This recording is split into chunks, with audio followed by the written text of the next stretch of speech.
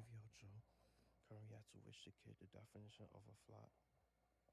Rich the Kid, a rapper who had all the essentials needed to become the next Jay-Z, Kanye West, or even the next Drizzy Drake. However, nah, I don't see that happening.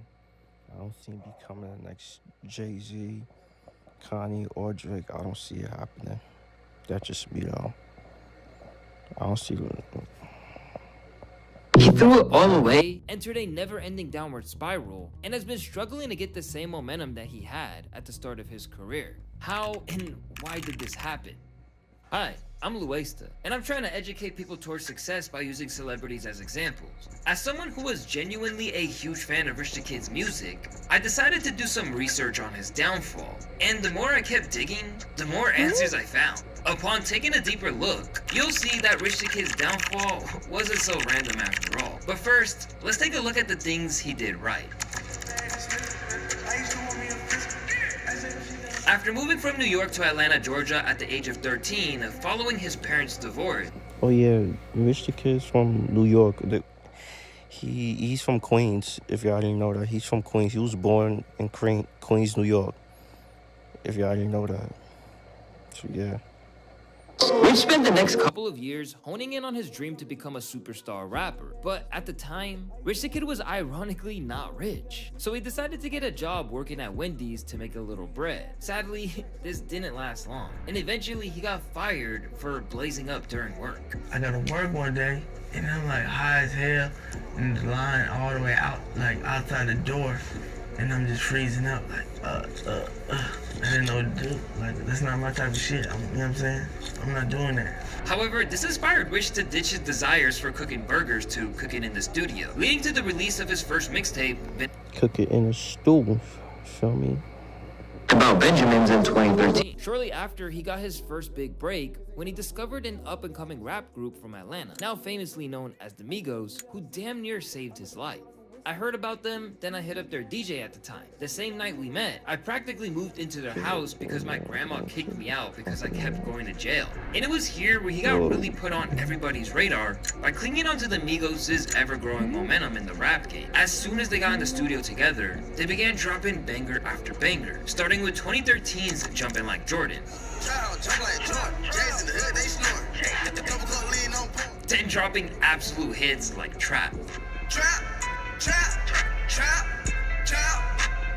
The reception was so good, they would go on to drop an entire mixtape series titled Streets on Law, and he unofficially became known as the Fourth Migo. He would later sign to the same label as the Migos, Quality Control, and it was the best thing to ever happen to him. The label's owners, Pierre P. Thomas and Coach K, clearly possessed a special talent in mentoring their artists to achieve superstardom. And later in this video, you'll understand how the downfall began when he chose to resign from the label. Nonetheless, Rich the Kid would drop a bunch of projects on Quality Control from 2013 to 2016, and began blowing up like crazy. The power of Rich's networking abilities continued to be a huge part of his success, as he'd go on to drop more hits with other famous artists like Party Next Door, YG, Cardi, Kodak, and at one point he almost got the Frank Ocean feature. Now, although they never dropped the song, you could tell that Rich was really navigating his way through the industry ranks extremely well. It seems like all Rich the Kid had to do from here was keep riding the wave to success. But then, he decided to make a critical change that seemingly affected his career drastically.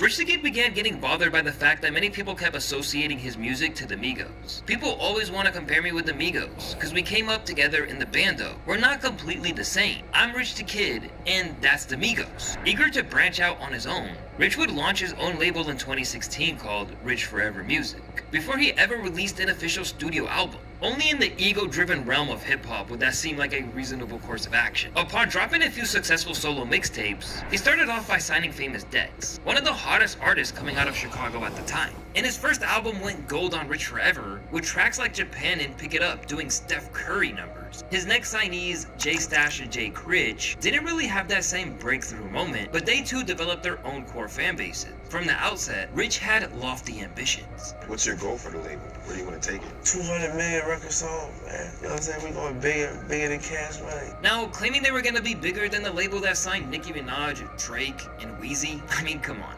We'll discuss later in the Yeah, bro. It's never gonna happen.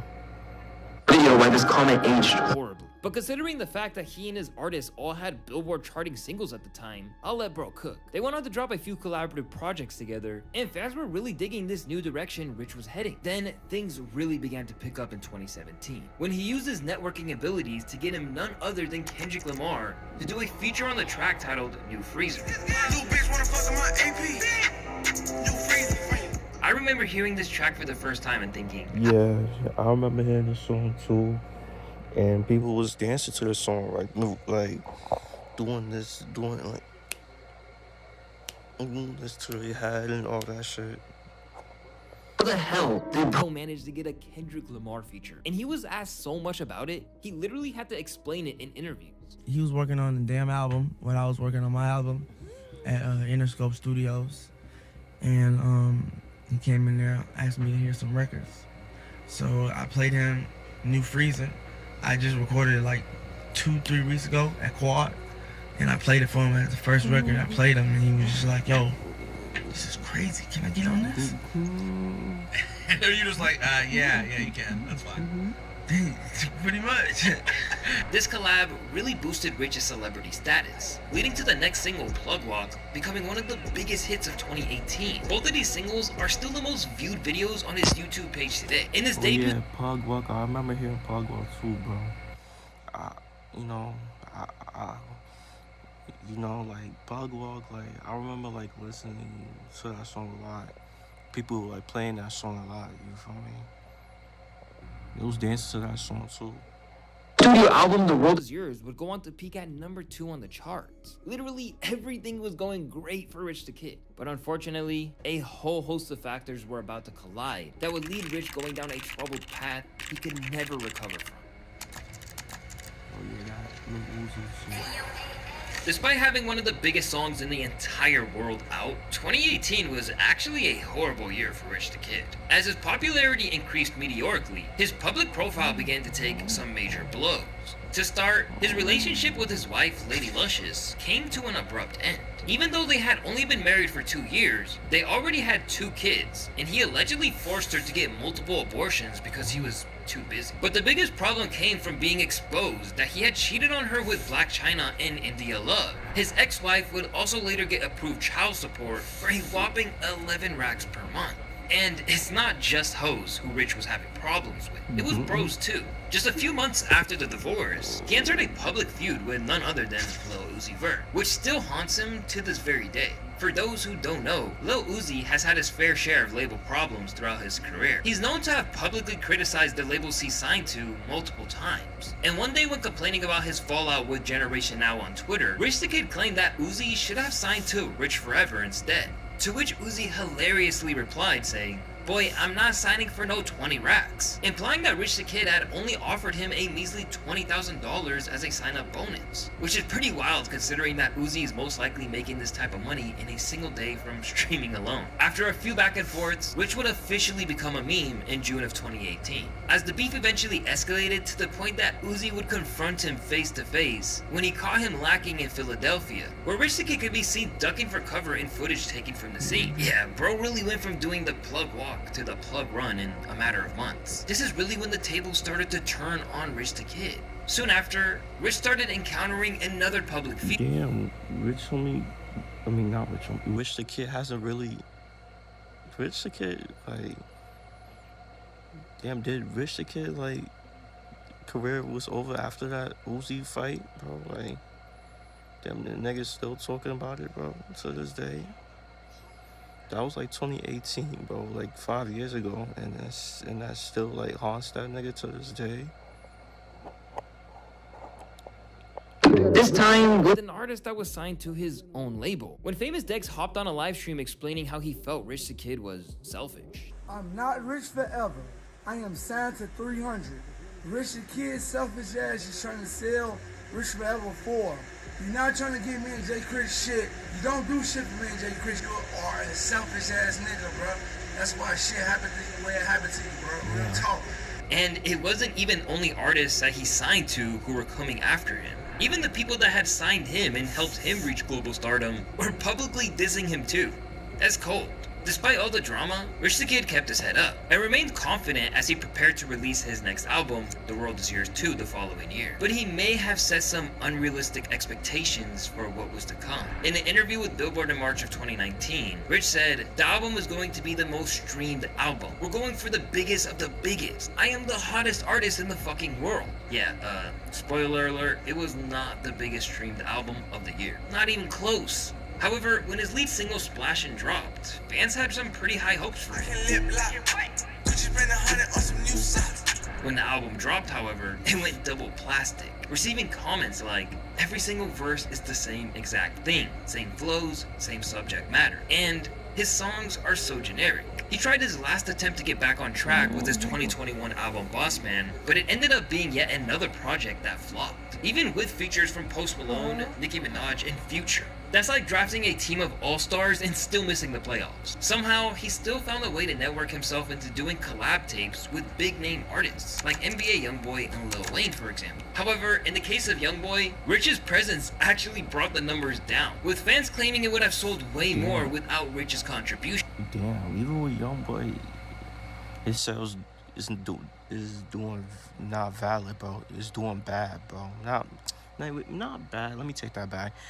But even with his like numbers, even with Youngboy, bro, that shit ain't doing well, bro. That ass. And Pitchfork's 4.9 out of 10 review of his project with Wayne. They even claim that, quote, he's been able to survive in rap through sheer persistence of networking. And Wayne ended up being the last big feature that he ever had. Now, there are plenty of things that contributed to Rich the Kid's downfall. Some blamed his feud with Uzi, his over-reliance on features, or his inability to evolve musically. However, in my opinion, a major factor was leaving his mentors, Peer P and Coach K, at Quality Control in 2016. After leaving QC, Rich produced 7 albums in 4 years, most of which were deemed mid by the hip-hop community. QC seemed to have provided Rich with valuable guidance, but without them, it only took 2 years before his career spiraled completely out of control. Despite having great networking skills, he struggled to maintain both his professional and personal relationships, which severely impacted his reputation. After a rocky relationship with Lady Luscious, he started another tumultuous one with Tory Bricks, where he faced legal challenges related to infidelity, which further damaged his public image. With the money he was making, he could have continued to invest into all types of mentors and coaches to keep him on track. It sounds crazy, but it's something that so many artists and celebrities admittedly do. Even your boy Luesta hired a business coach to help him skyrocket the progression of his social media journey in 2019. Out there, you're like, when are we gonna do the first coaching session? It's free. I was like, dude, I need help. How y'all think I went from being a broke boy making album reviews that got no views to hitting 1 million subscribers in the span of 18 months? At a time where he probably could have used mentors like PRP and Coach K, Rich burned his bridges while his own artists like Famous Dex fell into drug addiction, and Jay Critch's career completely stagnated. Factoring his turbulent relationships and the fading fortunes of his own career, it is clear that he took his eye off the ball. Today, his affairs are so disorganized that he was put on blast by a videographer over an $8,000 music bill he refused to pay. And bruh, Rich Forever's music website is currently down at the time of this recording, now naming himself as the comeback kid on IG. Only time will tell if Rich the Kid will be able to turn his career around. It's clear he's not going broke anytime soon, as he shockingly got himself another deal with RCA that's allegedly worth 40 M's recently. But we'll have to get back to that in another video. In the meantime, make sure you guys take notes on Rich the Kid's success, and avoid getting caught up with these hoes and meaningless shenanigans. It's your boy Luesta, and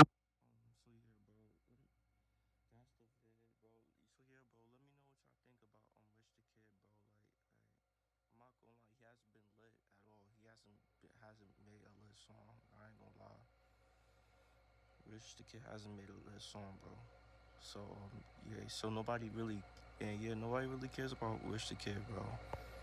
So yeah, bro.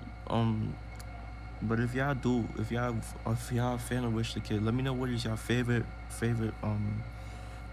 song of his. So yeah, make sure y'all like, subscribe. I know the vibes, so we're just checking out you are.